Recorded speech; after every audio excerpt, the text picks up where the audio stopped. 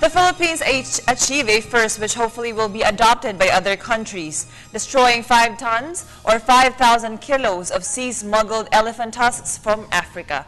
This event shows that the country is one of the with other nations in the protection and preservation of elephants from poachers. Poachers who hunt and kill them for the ivory content of the tusks. Joining us tonight is Mundita Lim, Director of the Protected Areas and Wildlife Bureau. Good evening, ma'am, and welcome to NewsLife. Hi, Kathy. Good evening. Ma'am, in 1989, a symbolic burning of ivory tusks were held in Africa. What is the significance of today's event for the Philippines? For the Philippines, it's actually the first time that a non-range country for elephants and an identified consumer country has decided to destroy the stockpiles of ivory that has been confiscated and smuggled into this country in the past. Ma'am, the elephant tusks were seized in the country. Is the illegal trade of ivory very rampant here, and what does it have to do with the Philippines being a signatory to the CITES? Okay, so we're not actually just we're just one of the countries that have been identified as a transit point for ivory. So we're just one among other countries in Southeast Asia. We're a party to the CITES, and CITES, of course, recognizes the importance of endangered species all over the world and aims to protect threatened species from becoming extinct because of trade. If the Philippines is a transit point for the tusk, to what countries are the destinations? The countries that have been identified as destination countries from the report of CITES are China and Thailand. And what products are usually produced out of the ivory? Icons, religious icons are the usual products that are produced. Other decorative materials, even as for used for jewelry, and also in the past they were used as keyboards and part of mahjong sets. There were reports that a priest has illegally sourced ivory to produce religious items to include the figure of Santo Niño. Is this true, and can he be charged for any crime? At the moment, investigation is still ongoing. We have partnered with the National Bureau of Investigation and other enforcement agencies to be able to get into the bottom of this report. And we're still waiting for the update from our partners in the enforcement agencies. Earlier today, ma'am, we had a physical destruction of the tusks, but what happened after this? After the physical destruction, we brought the stocks, the crushed stocks, to the Bureau of Animal Industry, where they have facilities for burning, for incinerating the remaining materials. And earlier it was also mentioned that some pieces of ivory will be left behind for different purposes. What purposes will it serve? Okay, so most of the ivory will be cremated in the BAI facilities, but the rest we will keep.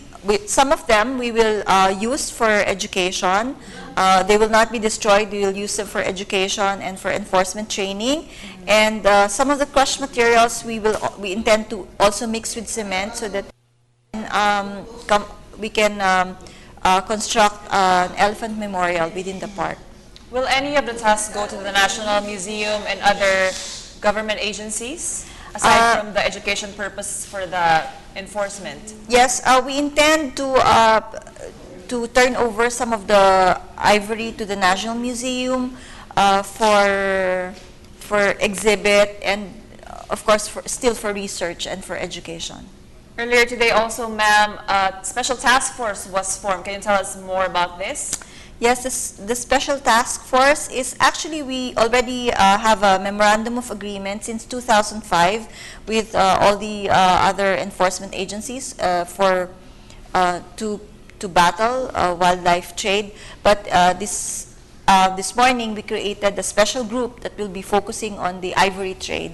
So this is very important for us because they will now be focusing on investigating the illegal wildlife trade and how extensive is the ivory market here in the Philippines, as well as the Philippines as a transit point for ivory.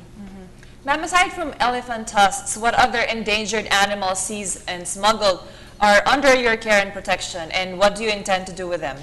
Okay, we have marine turtles that were poached, and we're still keeping them in our custody for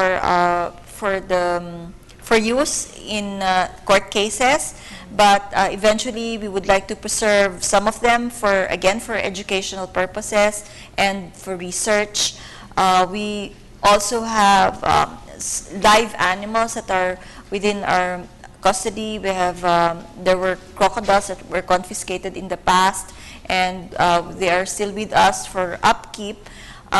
We eventually, of course, we intend to, if they're from the Philippines and if they have a clean bill of health, we intend to release them back to their natural habitat. And ma'am, a final word from you to our viewers on how they can show their support against the illegal trade of ivory and other endangered species.